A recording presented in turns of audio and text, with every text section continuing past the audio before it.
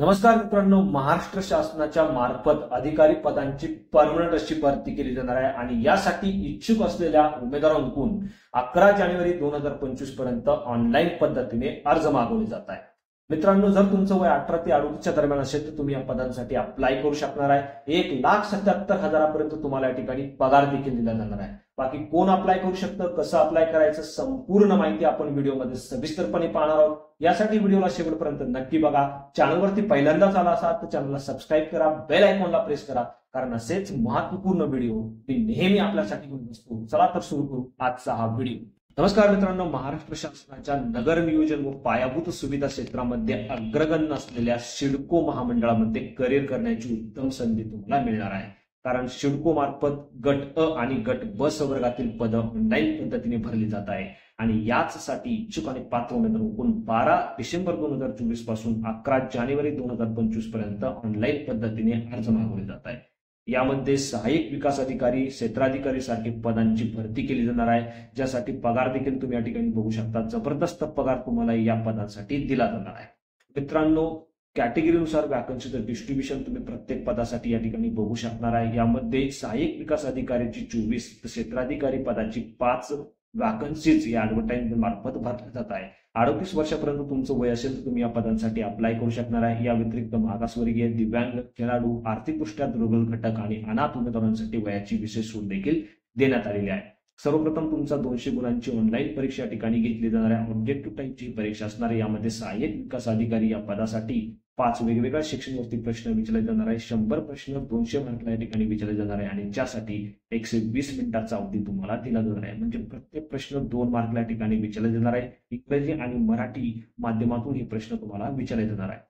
तर पुढचं जे पद आहे क्षेत्राधिकारी सामान्य, यासाठी देखील 4 वेगवेगळ्या सेक्शनवरती तुम्हाला प्रश्न विचारले जाणार आहे। 100 प्रश्न 200 मार्कला ठिकाणी विचारले जाणार आहे आणि ज्यासाठी 120 मिनिटाचा अवधी तुम्हाला दिला जाणार आहे। म्हणजे प्रत्येक प्रश्न 2 मार्कसाठी या ठिकाणी विचारला जाणार आहे। कोणत्याही प्रकारची निगेटिव्ह मार्किंग या ठिकाणी नसणार आहे। मात्र ऑनलाईन परीक्षेमध्ये 90 कमीत कमी 90 गुण मिळवणं तुम्हाला आवश्यक असणार आहे आणि त्यानंतर तुम्हाला पुढच्या प्रक्रियेसाठी बोलवण्यात येणार आहे।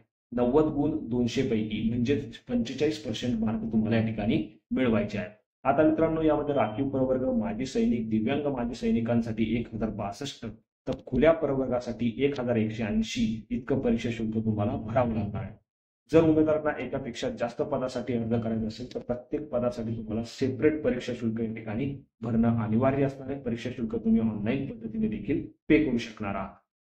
यामध्ये मित्रांनो, सहाय्यक विकास अधिकारी या पदासाठी तुमचं ग्रॅज्युएशन किंवा post graduation HR marketing administration फील्डमधनं मागितलेलं आहे।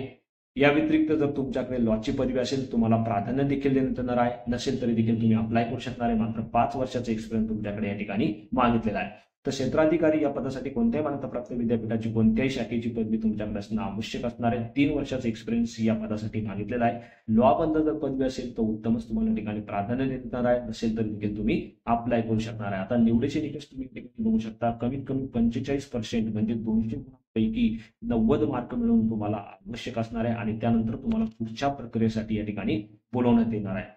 मित्रांनो, आता हे जे पद आहे सहाय्यक विकास अधिकारी गट अ वर्गाचं हे पद असणार आहे आणि या पदासाठी तुमची जी अंतिम निवड यादी तयार केली जाणार आहे ही तुमची 200 गुणांची ऑनलाईन परीक्षेचे मार्क आणि 25 गुणांची मुलाखत असे 225 गुणांपैकी तुम्हाला प्राप्त जे गुण होणार आहेत त्यानुसार केली जाणार आहे।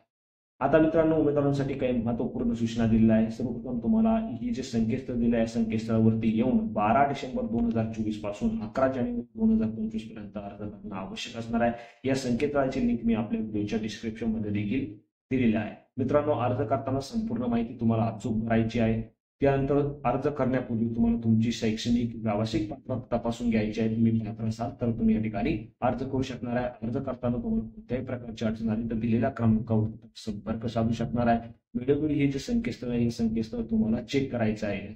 संपूर्ण अपडेट या संकेतस्थळावरून देखील तुम्हाला प्राप्त होणार आहे। मित्रांनो, परीक्षे संदर्भात काही उमेदवारांना सूचना दिल्या आहेत, तुम्ही डिटेलमध्ये या ठिकाणी चेक करू शकणार आहे। जो ईमेल ऍड्रेस, मोबाईल नंबर तुम्ही फॉर्म करते वेळी देणार आहे तो चालूच असलेला देणं आवश्यक असणार आहे। तसेच उमेदवार हा महाराष्ट्राचा रहिवासी असणं देखील आवश्यक असणार आहे। मराठी भाषेचं ज्ञान उमेदवारांना असणं आवश्यक असणार आहे। बाकी रिझर्वेशनचं कसं प्रोसेस आहे संपूर्ण डिटेल तुम्हाला या ठिकाणी बघायला मिळणार आहे. अप्लाय करण्यासाठी सर्वप्रथम तुम्हाला तुमचं रजिस्ट्रेशन करणं आवश्यक असणार आहे. त्यानंतर संपूर्ण डॉक्युमेंट तुम्हाला स्कॅन करून अपलोड करायचे आणि फीस पे करून तुम्हाला तुमची अप्लिकेशनची प्रक्रिया जी आहे ती पूर्ण करायची आहे. मित्रांनो, 11 जानेवारी 2025 तुमची अप्लिकेशन करण्याची शेवटची तारीख असणार आहे. बाकी डॉक्युमेंट कशा पद्धतीने स्कॅन करायचे संपूर्ण माहिती तुम्हाला या ठिकाणी दिली जाणार. सर्वप्रथम तुम्हाला या संकेतस्थळावरती यायचं आहे. त्यानंतर अप्लाय ऑनलाईन ऑप्शनवरती क्लिक करायचं आहे. तुमच्यासमोर एक नवीन स्क्रीन ओपन होईल. यामध्ये तुम्हाला click here for new registration ऑप्शनवरती क्लिक करायचं आहे.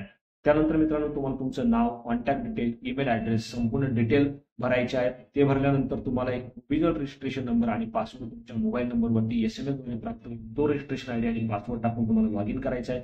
लॉग इन केल्यानंतर तुम्हाला तुमचे संपूर्ण पर्सनल डिटेल, एज्युकेशनल डिटेल, काही एक्सपिरियन्स असेल तर एक्सपिरियन्स डिटेल भरायचे आहे. त्यानंतर डॉक्युमेंट तुम्हाला अपलोड करायचे आणि फीस पे करून तुम्हाला तुमची अप्लिकेशनची प्रक्रिया पूर्ण करायची आहे. फीस तुम्ही ऑनलाईन पद्धतीने या ठिकाणी पे करू शकता. यामध्ये credit card, debit card, net banking, UPI सारखे ऑप्शन देखील तुम्ही वापरू शकणार आहे. बाकी फोटो, तुमचे डॉक्युमेंट अपलोड करण्यासंदर्भाच्या काही गाईडलाईन्स आहेत, सूचना आहेत, या तुम्ही या ठिकाणी बघू शकणार आहात. अशा पद्धतीने मित्रांनो, 11 जानेवारी 2025 तुमची अप्लिकेशन करण्याची शेवटची तारीख असणार आहे. अप्लिकेशन करताना जर तुम्हाला कोणत्याही प्रकारची अडचण आली तुम्ही मला कमेंटमध्ये विचारू शकता. व्हिडिओ आवडला असेल तर व्हिडिओ नक्की शेअर करा. चॅनलवरती नवीन असाल तर चॅनलला सबस्क्राईब करा, बेल आयकॉनला प्रेस करा, कारण असेच महत्त्वपूर्ण व्हिडिओ आणि नेहमी आपल्यासाठी येत असतो. So thank you for watching.